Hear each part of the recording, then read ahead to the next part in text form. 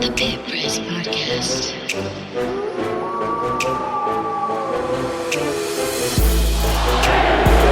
Reinholdt launches from downtown. No. Van Horn, no. And that's it. New Mexico wins it.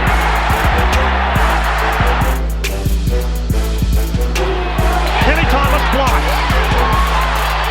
Gibson hustling down. He has some room. And he gets it. Oh, long three. He got it. Oh, my goodness. Kendall Williams from 35 feet. For the win. Snell. Got it. He got it. Wow. With 1.8 seconds remaining. And New Mexico's going to dribble out the clock. The Lobos three-peat as conference tournament champions. Kendall Williams fires the ball into the air, but New Mexico wins it this afternoon 64-58 over San Diego State, and the Lobos claim the Mountain West Conference's automatic bid into the NCAA tournament. Welcome to another episode of the Pit Press Podcast. My name is Ryan Tamori. I am your wonderful, sexy host. As always, during basketball season, joined by, I'm so used to saying it with Ed Nunez, Eric, my bad. Hey, my business partner in this endeavor, Mr. Eric Malton. Eric, how are you doing? Good. Good evening, guys. Lots of news coming out of Lobo Nation.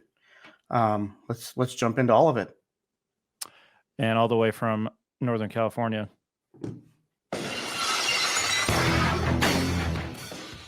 Breaking the glass and entering the podcast, Mr. Rick Thompson. Hey, how's it going? Going good.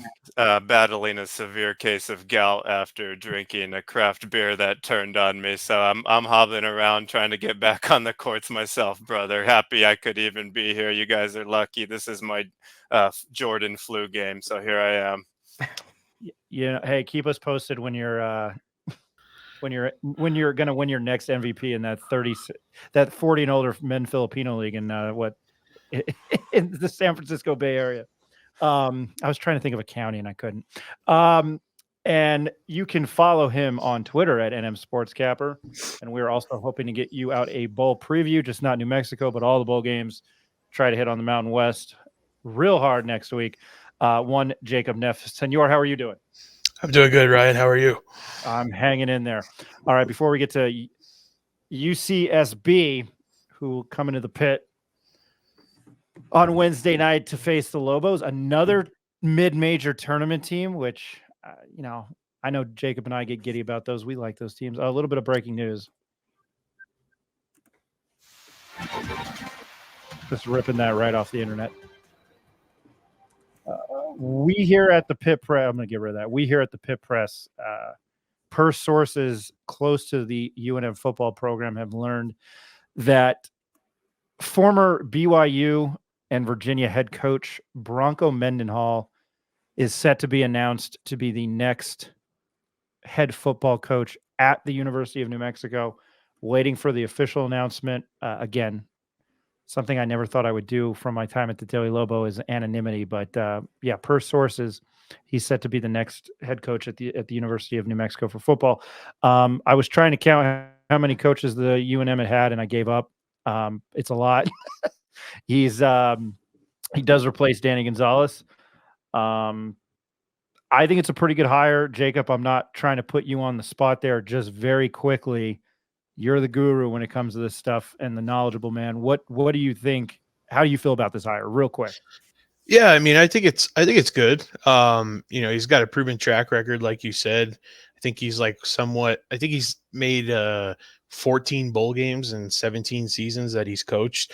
So relatively, he knows how to turn around programs pretty quickly. Obviously, we're going to have to give him some grace here for probably completely starting over, but I would say that it's a fresh face and, something that a decent name for our program. That's what I would say about it. One thing I will say is he is kind of anti-name, image, likeness, and the transfer portal. So he's old school. And he was even to the point where players would just not have to play for position or compete for positions in camp, but for numbers as well. I've said this, saying this without putting my Lobo hat on, not as an alumni, not growing up as a fan, and obviously for the three of you that know me, I'm probably a little bit. I pull the Troy Aikman. I'm trying to be so biased. I'm biased. I am biased. I think this hire is meant to not be flashy and young. This is my opinion, and I think it's set to go straight at Jerry Kill and what he has accomplished at New Mexico State, and then maybe winning a conference championship. Again, that's just my opinion. I think he kind of resembles that lunch pail, the cliche, the lunch pail, hard hat kind of guy going to work, 9 to 5, sitting on the top of an iron beam.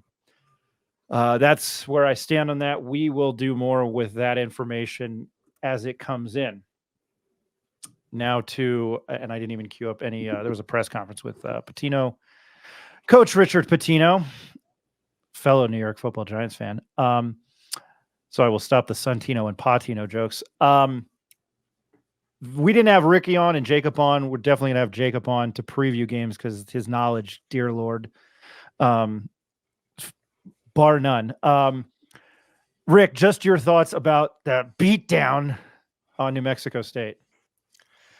Yeah, I listened to your guys' podcast. I think you guys covered it, pretty well. It was a savage beating. And the funny thing for me was looking at the New Mexico State roster is that none of the players were even on the team last year. They were all either transfers or freshmen, which I guess was widely known. So those kids know nothing about the rivalry or probably have any feelings of even coming to Albuquerque. So the second time they play them, I think it might be a little bit different down there, but I still think we'll destroy them pretty easily. I was just impressed with, of course, Washington. You guys hit on, and Eric was, I think, hitting on before the show. Washington might have to play defense on Santa Barbara's best player this game, and I think that might be a good matchup. So just seeing Washington mature. Obviously, he's freshman of the week, and I think he's just scratching the surface of what he can be. But once Mash comes back, his moves are probably going to change a little bit, but I don't think it has to. I would still be okay with them doing a death lineup and having the 3 guards, Washington, and then topping Ornelli out there and trying that out at some point. But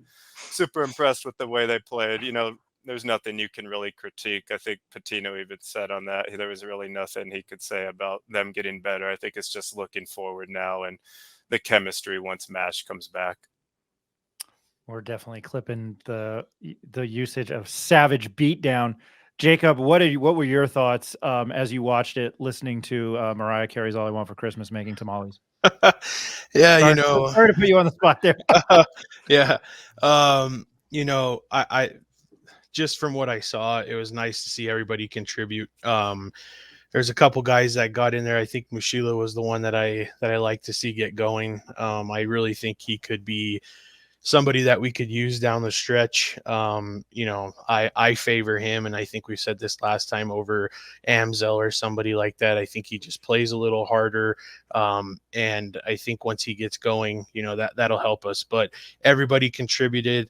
It looked like they were way over their head, and I think we saw that pretty early in that game.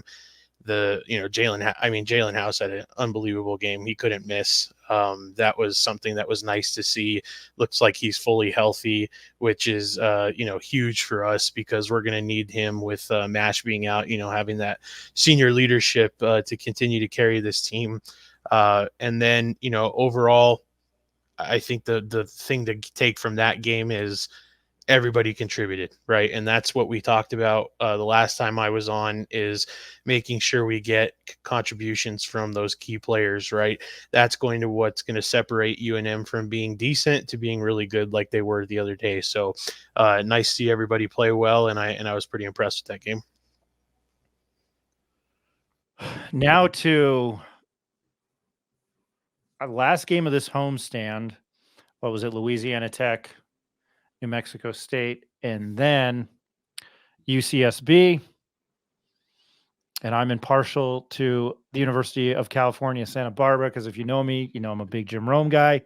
That's where he went to college. So they're just not, which is a great nickname, another chef's kitchen. The Gauchos, fantastic name, but I jokingly call them the UCSB fighting Jim Rome's.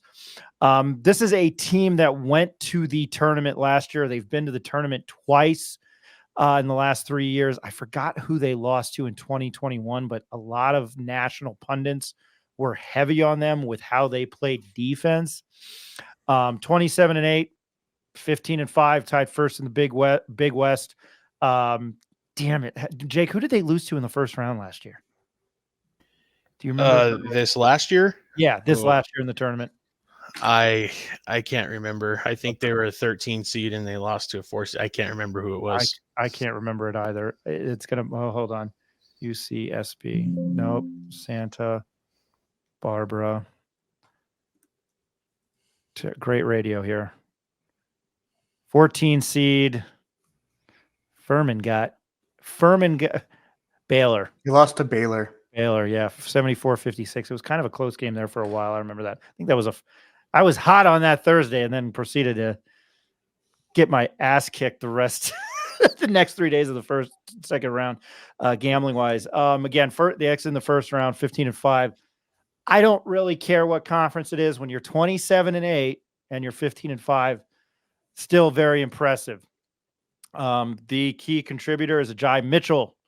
Last year, nearly 34 minutes a game, 16 points a game, 5 assists, shot 50% from the field. Cole Anderson, who I know they need to look out for, shot 47% from the field and 41% from 3. Very important. And they get a big back. They get a key transfer from Auburn, Johan Traore, I believe is his name. I remember him. Eric, I will start with you and tell me what you know about UCSB. Man, it all starts with that Ajay Mitchell, legitimate NBA prospect. He's been limited this year just due to injury, so he's only been able to play in 4 games. But in those 4 games, he's averaging just below 24 points a game. But overall, this team is not very strong outside of Ajay Mitchell. Ken Pom has him at 148. Defensively, their adjusted efficiency is not that good. They're like 219th in the country. So their Ken Pom's a little on the slouched side. They haven't really played anybody yet. But even though that Ajay Mitchell does get a lot of his points, right? He's going to fill it up. He takes 35% of his team's overall shots, which ranks 17th in the country. So everything goes to this dude. He tends to be on the forceful side a little bit. The ball's in his hands a lot. I think if I'm Richard Pitino, I'm just kind of maybe all hands on deck trying to stop this guy, right? If force someone else to beat them, that would be kind of my approach to the game. But that's kind of my initial review of this team. I don't really know too much about anyone else, but the Mitchell's the one that kind of clearly stands out to me. Rick, I know you said you had mentioned you looked into the starters. You played basketball. You're more X's and O's guys. I always say on this podcast, what do you know? Yeah, I think guard play is the strength of this team, and that transfer Traore from where's he at? What country is he from? I wrote it down here. He's from France. So they got kind of an international flair on this team. Mitchell's from Belgium. Traore is from France, and they got that bench player Belic from Serbia. So they got a lot going on there. But I think down low, that big man, he's 6'11". I think he'll give Nelly some problems rebounding. I think Ed Nunez hit on it last podcast. Nelly still hasn't proved to be a rim protector yet, and he hasn't in my eyes yet either. He has his arms down a lot of the time, which I find strange for someone that gets so many rebounds. And I just found it interesting today. Patino said there's still communication barriers sometimes with Nelly on the court, even a language barrier sometimes where he's asking him to make sure he understands what he's saying. And Nelly always says yes, so he doesn't know if he's really understanding it or not. So hopefully as the season goes on, that communication just becomes nonverbal. I saw them in person for the St. Mary's game, and that was the worst game, obviously, that they've played. Since then, our team's ball movement has picked up. So I think UC Santa Barbara side, they're a longer team than we've played so far with bigger guards than I think we've had to match up against. So I think that creates some problems for our guards matching up since they're a little smaller. And it'll be interesting to see who we throw at Mitchell, besides House and Dent. I think Washington would, I think mentioned earlier, he'll be someone worth throwing in the mix because this guy Mitchell is just, he's not passing a lot, but he can do a lot once he gets in the paint. And I think that other big guy, Ariel Bland, he's not the most skilled, but he plays bigger than 6'7". He's averaging 7 points and 8 rebounds. So he bangs down low. And I think it'll be a good matchup for us, but I think we're a much deeper team. And you mentioned Cole Anderson also on Santa Barbara. He's not afraid to let the 3-pointer fly, man. I watched some of him and he'll just let it go. So we got to make sure to get out on their shooters when this Mitchell guy penetrates. And I think we'll be in good shape. This is a Gaucho team that, God, I'm going to love saying that for the next 24 hours or 48 hours. This is a Gaucho team that lost its 2 first games. Portland State at UTEP. I think UTEP's kind of a force to be reckoned with. God, with that old Abilene Christian coach. They played our I hope I got this right, Jake. The Les Moines Dolphins, who just jumped up to Division I like last year. Then they played Westmont. They have played a Mountain West team. They beat Fresno State. That was a part of my Thanksgiving massacre of gambling. Thought Fresno State at home. They looked like they had no interest there. I don't know. Fresno State might not be very well. I think they were picked last, God, or San Jose State. Beat Northern Arizona. I will go to you, Mr. Neff. What do you know about this UC Santa Barbara team, and what problems can they give for the Lobos that you see? Sure. You guys have touched on a lot of it already, right? Obviously, AJ Mitchell is going to be, our problem because he's going to make sure he gets his shots, and he's a good driver to the basket. From there, we're going to have to make sure we help well, and so he can't dish it off to Traore, because that's how Traore gets a lot of his points. Is the attention goes to AJ Mitchell, and then the dish off is wide open. And I think the one thing that I do notice about Traore is he's pretty aggressive with his takes to the basket. So Nelly's going to have to make sure he plays defense and not get in foul trouble, right? I think that's going to be something that's key in this game is sometimes Traore's athleticism at 6'11" can give people some problems. I mean, he is a transfer from Auburn, so he was recruited to play, SEC type basketball. So he does have game, and we need to make sure that we keep him out of foul trouble because, we know what comes in whenever, we have to go to the bench early. That's probably going to be Forsling. And to be honest with you, Forsling's not very patient on the defensive end either. He's pretty aggressive and gets himself into foul trouble. So that's going to be key, I think, there. Some guy we haven't touched on yet is Jean-Pierre Louis. He's a transfer. He played his first season at Temple, but he's been at UC Santa Barbara now for 4 years, and he's pretty much improved every year. I think he was like a 4-point a game kind of guy at Temple. Then he went to 6, then he went to 8. Now he's at 12. And he's kind of their distributor. But he's going up. And then, Cole Anderson, you guys talked about, he's probably going to be the X factor in this game. If you ask me, we know Traore is going to get his points. We know AJ Mitchell's going to get his points. But Cole Anderson's going to let it fly, right? So the drives and kicks are what we're going to have to watch out for, because he's not afraid to let it fly.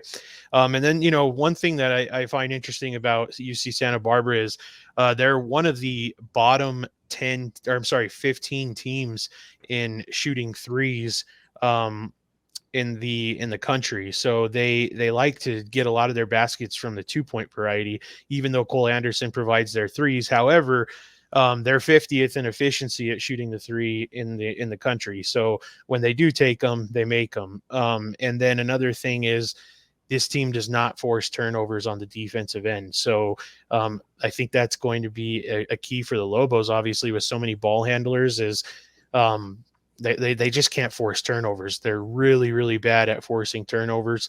And so I think with that, that gives us a little more ability to be aggressive in that game. And, overall, I think it's a pretty good matchup for us. Obviously, when you're a guard heavy team, we're a guard heavy team. And so we're going to be able to match up with them from that perspective. They like to run a little bit, just like, they're not as fast as us, but they do like to push it. So if we could get into that tempo of, back and forth, I think it favors us. But that's what I know about UC Santa Barbara. Well, if they don't turn over the ball, New Mexico State turn it over 7, which I'm really shocked when you lose 106-62. You turn the ball over 17 times. I thought it would have been more, but I guess when you have 29 fouls, it doesn't like. I hope you guys know where I'm going with that. Like it. I just feel when you get your ass kicked, you probably turn the ball over like that. Excuse me, savage beatdown. With guard heavy, and Eric, you've played guard. I feel like this is a game that our bigs, JT Toppin, maybe Quentin Webb off the bench. We might see, everybody scored against NMSU, including Sebastian Forsling. Nelly, I think we're still, man, Amzil played, he looked better. He still had that really bad block when he was trying to dunk, and I thought, man, poor guy.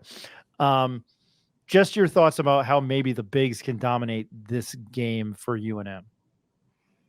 Well, first and foremost, they got to stay out of foul trouble, right? I think what Patino talked about in his presser today was that how Toppin was really kind of struggling to stay out of foul trouble, and it's just kind of his youth showing through a little bit, right? He's not playing the position as clean as Patino wanted him to, so he gets into trouble a little bit and he fouls, and that's kind of what limited him in the last game. I think he only saw 13 to 14 total minutes in the game because he was in foul trouble. So when you guys mentioned that other big for UC Santa Barbara kind of could be a force in this game, right? I look to these bigs got to stay out of foul trouble. We got to limit how many opportunities he gets down low. And then when you kind of change the script a little bit to the guard play with UNM, Neff kind of hit on the point that UC Santa Barbara isn't a team that's going to force a lot of turnovers. Well, the Lobos don't have a lot of turnovers, right? Dent is the only player in the country to have double-digit assist games with no turnovers. So Lobos definitely have kind of like a glaring advantage there. And then we haven't even touched on House, right? Like there's not going to be MASH. I would anticipate that Baker or True come off the bench. So getting a healthy dose of this really fast-paced guard play. Patino mentioned that these guys are starting to share the ball a little bit more now. I think they're kind of getting more acclimated and finding their roles. And practice has been competition. So iron sharpens iron. I still don't think this Lobo team has kind of been hitting on all cylinders yet, but they're sure running away with these games like they are. So that's my 2 cents.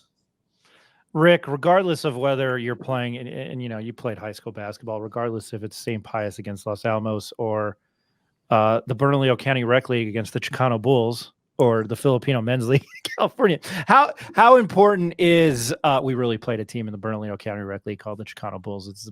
I'm doing chef's kiss tonight. I'm entering that inner Tommy DeVito. Hey, we really did play a team called the Chicano Bulls in the Bernalillo County Rec League. But to you, because Eric just mentioned chemistry, I know it's sort of cliche, but when you don't have that chemistry, and I'm thinking about like Peter, the guys on your team and our friends like Andrew, Drew, Peter Berger, Vincent Steiner. But like, what is it like to not have chemistry on a basketball court? I mean, that's something I really don't know. And how hard is it maybe to build that? And we've sort of seen that Lobo team do this now. Well, I think we saw it, right, with the New Mexico State game. They have no chemistry while we've been playing together, at least some of the guys a few years. So it's something that's hard to build. You're not just going to develop it in a pickup game, well, you're playing with guys for one game. It comes over time, knowing where guys are going to be, knowing where guys like the ball, what shots players like, where guys are going to roll on the pick and roll. It comes with time and repetition and becoming comfortable with each other on the court. And I think we're seeing that. I mentioned the St. Mary's game, and that was total dysfunction for our team. They couldn't hear the play calls. There was not a lot of ball movement, a lot of one-on-one. If we watch how the Lobos are playing now, they're playing for each other. The ball is moving, a lot of assisted buckets. And when you get House in the lineup, he said he likes wrestling. He's the wild card out there. I think these transfers really didn't know what to expect, and it sounded like Mushila in his interview. He was surprised with just how the energy that House brought. So I think when you add these pieces together and give it time to evolve, that's when you see this chemistry. And I think Eric just said it. We don't know what the finished product is yet because Mash is still going to be out for this next game, and I would assume the game after that. So once we get those pieces together, it's still going to take some time. It might be till the middle of conference play where this team is really meshing and hitting on all cylinders, and it's going to be a tougher conference run. And we're talking about everyone contributing. Well, that's great. The bench needs to shorten though once conference play starts. And some of these guys we're talking about, they don't need to see minutes anymore in my eyes. And the post, I've talked about it in the past, just having the backup post. We don't have any backup posts right now that we can rely on. So along with the chemistry, you're going to have to throw in guys off the bench that just know their role. And I think, once everybody knows that, the sky's the limit for us. I was very disappointed, and I asked one important question. Since I've been back in the media in this town, I've asked two questions since we've been doing this, Eric. And so it's been 11 months, and then since we've been credentialed since the start of August, I asked Eddie Nunez about. I almost said Eddie House. I asked Eddie Nunez about, was New Mexico losing to New Mexico State for Danny Gonzalez a deciding factor in his decision to be fired, or to fire him, and then who was, when Jalen House said he loved watching wrestling, he said Randy Orton, and I didn't know this conversation was going to go this way. But I told Sports Information Director Frank Mercogliano that there's 5 words, and it's Stone Cold and Steve Austin as far as favorite wrestlers. So there you go. I love that glass breaking. So I'm asking the hard hitting questions here. Is the moral of that story? To the line, UCSB plus 500. This is, thank you, Caesar Sportsbook. They're not a sponsor, but I always use them. UCSB at the moment plus 12.5. UCSB plus 500. That over under is 158. Judging by what UNM did the other night, they could probably nearly help you out if you take that over. So you know who I'm going to this question, Jacob. Lay the points, money line, or that over under. What do you like if you had to bet this game? Yeah, I think that's just a lot of points if you ask me. But I would clear away from it because we saw kind of what could happen when they get clicking, right? But one thing that I will say is when you get a Lobo game and you see the over under at like 158, 156, and they get a dance partner that kind of likes to play the same tune that they do, I think you have to gravitate to the over there, right? I think that this game could potentially get in, the Lobos themselves could probably get into the high 80s, which means you would just need, low 70s or so to hit that total. So I would go with the over in that game. I think the point spread is a little too much for me. But they've been pretty spot on, besides the New Mexico State game. With our last couple games, Louisiana Tech was, I think, a like 8 or 9 point dog. We won by 10. So it was really close. And so I would go with the over there if I was betting this game. I saw somebody on Twitter say that the New Mexico State game was 18, I think, when it closed, and it was like that wasn't enough That wasn't enough points. I throw it over to Eric. Do you have a prediction? I mean, I think I know I know where you're going to go with this, but your prediction for this game against UCSB. And before I do give it to you, I just want to say I didn't realize it was AJ Mitchell. I'm sorry, I messed that up. Because these are the schools that I love watching: the Big West, West Coast Conference, the WAC, even the smaller conferences. And Jacob, the Big West has my team in Hawaii. Eric, to you, what do you predict for this game? Yeah, I got to take the Lobos in this one. I think a lot of focus is going to be on that AJ Mitchell.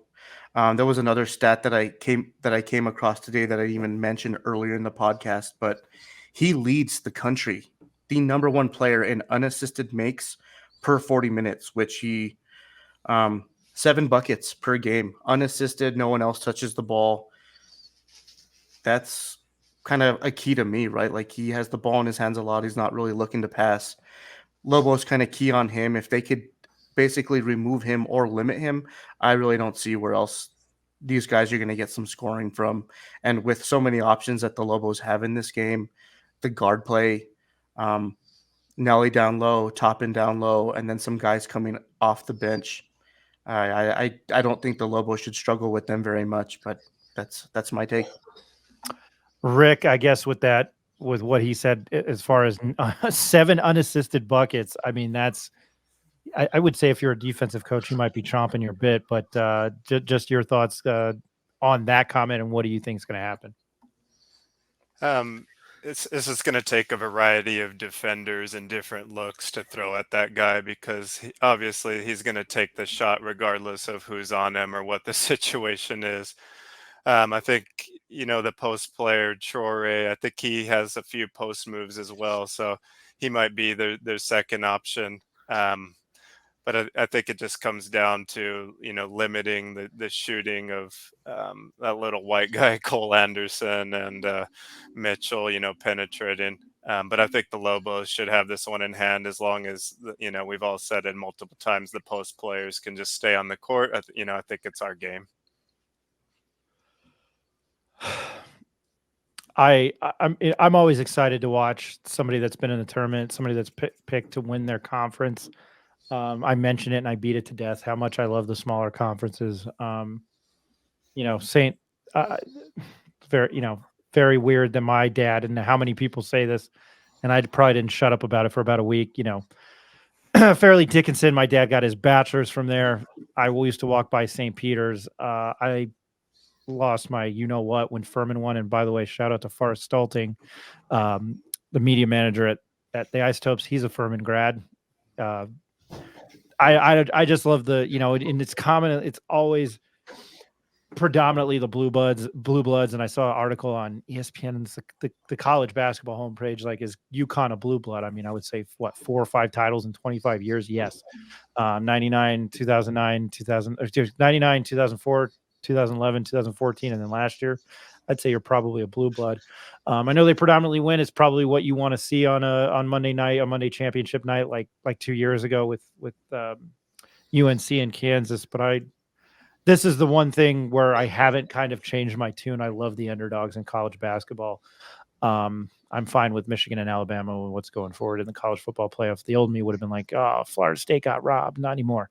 I'm excited for this game. Again, just anytime a team in the tournament was in the tournament last year and has that expectations. So I'm looking forward to that game. After that, we will recap UCSB, and then we will look ahead to Santa Clara, where UNM will travel back to Las Vegas and play them in Henderson, where they had that three-game winning streak in the Ball Dogs Classic, where they beat Toledo, Rice, and Pepperdine, and kind of got on this roll where they've won. What is it now? It's 6 in a row, right? So could be 7 in a row, and then they get Santa Clara, and then they go to New Mexico State. Now, what I think before we go is mark your calendars for December 20th, which is 2 weeks from Wednesday night, and that is UC Irvine, who's a very good team and a very good defensive team, right, Jake? Yes, they are. They can definitely defend the ball. That's going to be, if you ask me, I think that's going to be the team that UCSB will probably go up against in the conference tournament later on this year. It's almost like they've just joined all these conference forces. UC Irvine did beat USC. They don't look as hot as they did, but I think Boogie Ellis was out in that game. Like the night before, the night of, or the night before Thanksgiving or Black Friday. UC Irvine did beat them. But anyway, for Eric Malton, who's going to say something? Go ahead. Yeah, no. Before we jump off, it's game's over in Boise. Boise defeated North Texas tonight, 69-64 at Extra Mile Arena. And Grand Canyon has San Diego State on the ropes, probably going to win that one. They're up 75-67 with about 30 seconds left to go. And San Diego State's kind of just fouling, putting Grand Canyon on the line to see if they can come back. So that Grand Canyon team's a good squad. And I just wanted to mention, I saw the Grand Canyon students camping outside, and I'm scrolling that on Twitter, and I'm so used to seeing downtown San Francisco tent pictures that I thought it was downtown San Francisco and not students camping out. So I hope they win.